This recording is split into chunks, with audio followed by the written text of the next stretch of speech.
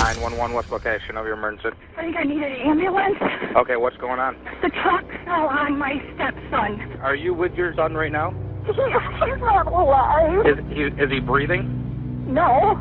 Okay, we're going to start CPR, okay? Yeah, Carl, they want to start CPR. Do you know CPR? Chest is crushed. His chest is crushed. By the time officers arrived, it was already too late.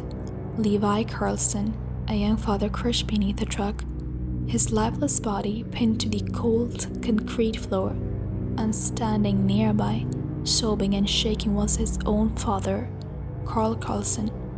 To everyone around him, Carl was the picture of devastation, a man cursed by tragedy.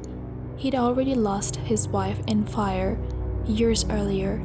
His prized horses had perished in another blaze. Even his car once went up in flames. It seems like bad luck followed Carl wherever he went. But as investigators would soon discover, some men don't attract tragedy, they create it. Ceniza Falls, a quiet town in upstate New York, the very place that inspired It's a Wonderful Life.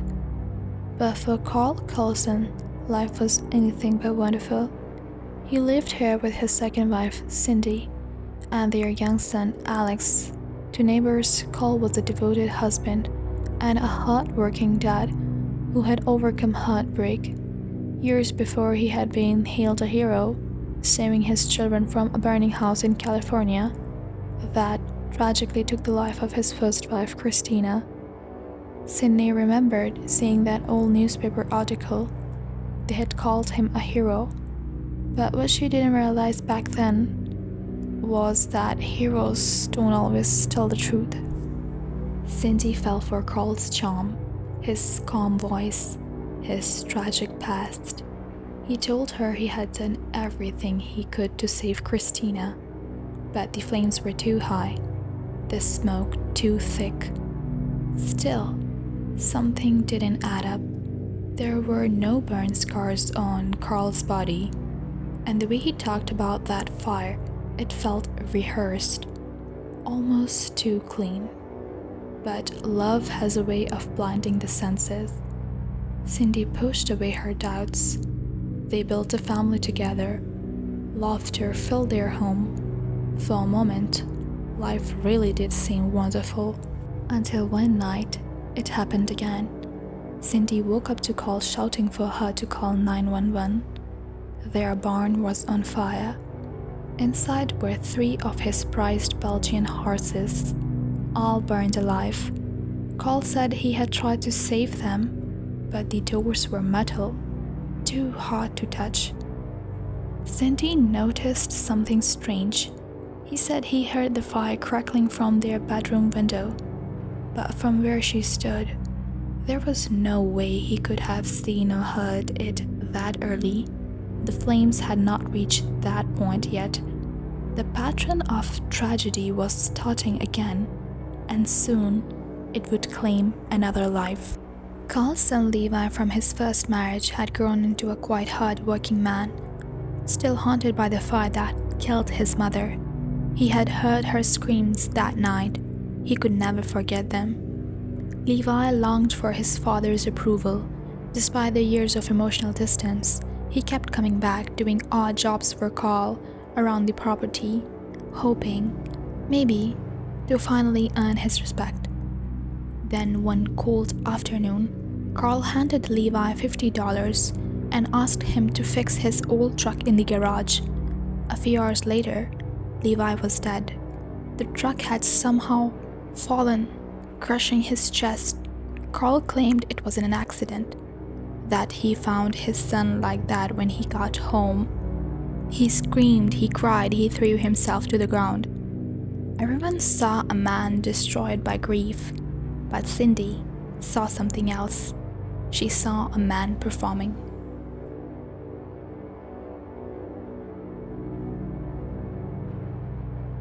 At first, police ruled Levi's death a tragic accident. In farming towns like Ceniza Falls, these kind of mishaps weren't rare. But the more Cindy thought about it, the less it made sense. Why was Levi working on a truck they never used? Why did Carl leave him alone for hours and come back only when it was too late? And why every time tragedy struck, did Carl always walk away with a check? When Levi died, Carl collected $7,000 in his life insurance. When his wife died in the fire, $200,000. When the bomb burned down, $115,000. Even the car that mysteriously exploded earned him another payout. More than $1 million from death after death. And now Cindy's gut twisted with fear because she knew she was next. To wear a wire, she met Carl at a small town diner, pretending she wanted to make amends. Hidden beneath her blouse, a tiny recorder captured every word. When she was arrested, Carl soon after, and under odds of interrogation, his scam mask began to crack. What had happened? What killed him? The truck. How did the truck kill him? It landed on him. I could not kill him. Or take his life, do whatever. I couldn't. I love that kid with every. Carl Carlson was sentenced to 15 years to life for the murder of his son. But his story didn't end there. Because as investigators reopened his past, they realized Levi wasn't his first victim, only the most recent. Carl's first wife, Christina. The fire that took her life was no accident. He had taken out a $200,000 policy on her just a few weeks before she died. And witnesses said the window she could have escaped from, the one Carl claimed was boarded up months earlier, had actually been nailed shut that very morning. California prosecutors charged him with her murder too. And when police dug deeper, they found even more chilling details. He had secretly taken out life insurance on his own grandchildren, 2 little girls, each worth $3,500,000 to their grandfather. Carl Carlson wasn't cursed by tragedy, he was fueled by it. Every fire, every accident, every tear, a part of his design. And if it weren't for one brave woman who listened to her instinct, he might have gotten away with it all. Today, Carl Carlson sits behind bars serving life, and Cindy, the woman who once loved him, calls him exactly what he is. Evil, she said, diabolical. There is not a strong enough word for him, because sometimes the unluckiest man alive is just the one writing his own bad luck. That's all for today. Do subscribe.